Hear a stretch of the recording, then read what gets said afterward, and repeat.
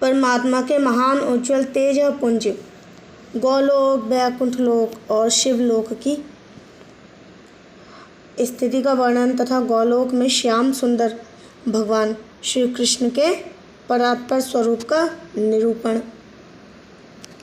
शौनक जी ने पूछा, सूतनंदन, आपने कौन सा परम अद्भुत, अपूर्व और अभीष्ट पुराण सुना है? वह सब विस्तार पूर्वक कहिए। पहले परम उत्तम ब्रह्मखंड की कथा सुनाइए। स्वती ने कहा, मैं सर्वप्रथम अमित तेजस्वी पूज्य देव गुरुदेव व्यास जी के चरण कमलों की वंदना करता हूँ। तत्पश्चात श्री हरि को, संपूर्ण देवताओं को, ब्राह्मणों को प्रणाम करके सनातन धर्मों का वर्णन आरंभ करता हूँ। मैंने व्यास जी के मुख से जिस सर्वोत्तम ब्रह्मखंड को सुना है वह अज्ञानांधकार का विनाशक है और ज्ञान मार्ग का प्रकाशक है। ब्रह्मन पूर्ववर्ती प्रलय काल में केवल ज्योतिष पुंज प्रकाशित होता था, जिसकी प्रभा करोड़ों सूर्यों के समान थी। वह ज्योतिर्मंडल नित्य है और वही असंख्य विश्व का कारण है। वह स्वेच्छामय रूपधारी सर्वव्यापी परमात्मा का परम उज्ज्वल तेज है। उस तेज के भीतर मनोहर रूप में तीनों ही लोग विद्यमान हैं।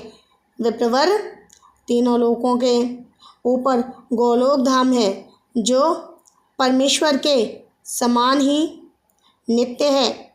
उसकी लंबाई चौड़ाई 3 करोड़ योजन है। वह सब और मंडलाकार फैला हुआ है। परम महान तेज ही उसका स्वरूप है।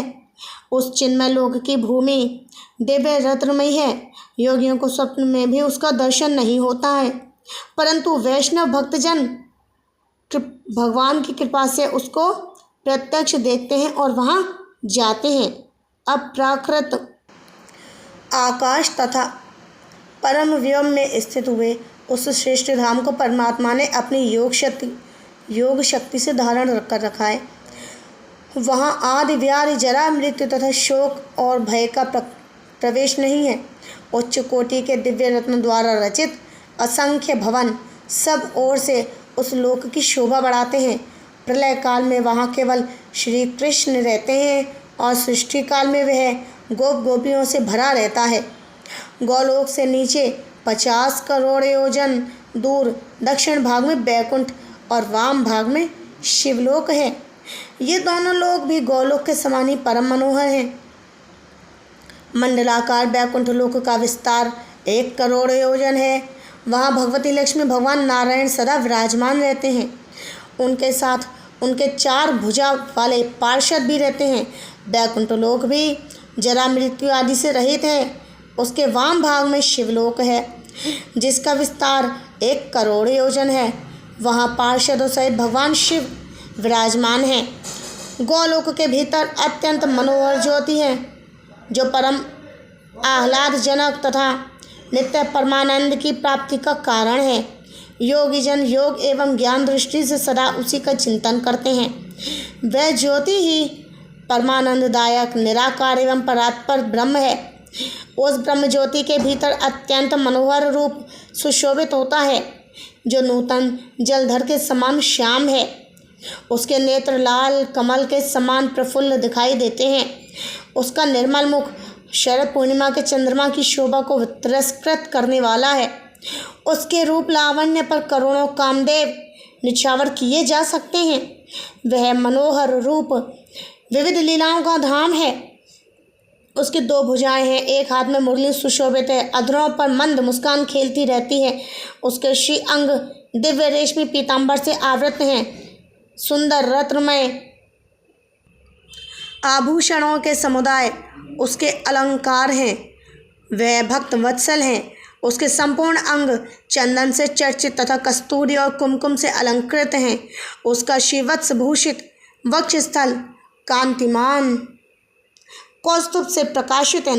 मस्तक पर उत्तम रत्नों के सार तत्व से रचित किरीट मुकुट जगमगाते रहते हैं। वह श्याम सुंदर पुरुष रत्नमय सिंहासन पर आसीन है और आजा अनुलंबिनी वनमाला उसकी शोभा बढ़ाती है। उसी को परम ब्रह्म परमात्मा एवं सनातन भगवान कहते हैं। वे भगवान स्वेच्छामय रूपधारी सबके आदि कारण सर्वाधार तथा परात्पर परमात्मा हैं। उनकी नित्य किशोरावस्था रहती है। वे सदा गोप वेश धारण करते हैं, करोड़ों पूर्ण चंद्रमाओं की शोभा से संपन्न हैं तथा अपने भक्तों पर अनुग्रह करने के लिए आकुल रहते हैं। वे ही निरीह निर्विकार परिपूर्णतम तथा सर्वव्यापी परमेश्वर हैं तथा वे ही रासमंडल में विराजमान शांत चित्त परम मनोहर रासेश्वर हैं। मंगलकारी, मंगल योग्य, मंगलमय तथा मंगलदाता हैं। परमानंद के बीज, सत्य अक्षर और अविनाशी है। संपूर्ण सिद्धियों के स्वामी, सर्व सिद्धि स्वरूप तथा सिद्धिदाता हैं।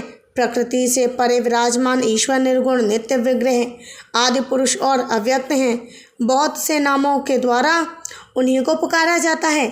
बहुसंख्यक पुरुषों ने विविध स्तोत्रों द्वारा उन्हीं का स्तवन किया है। वे सत्य स्वतंत्र एक परमात्मा स्वरूप शांत तथा सबके परम आश्रय हैं। शांत चित्त वैष्णवजन उन्हीं का ध्यान करते हैं। ऐसा उत्कृष्ट रूप धारण करने वाले उन एकमात्र भगवान ने प्रलय काल में दिशाओं और आकाश के साथ संपूर्ण विश्व को शून्य रूप देखा।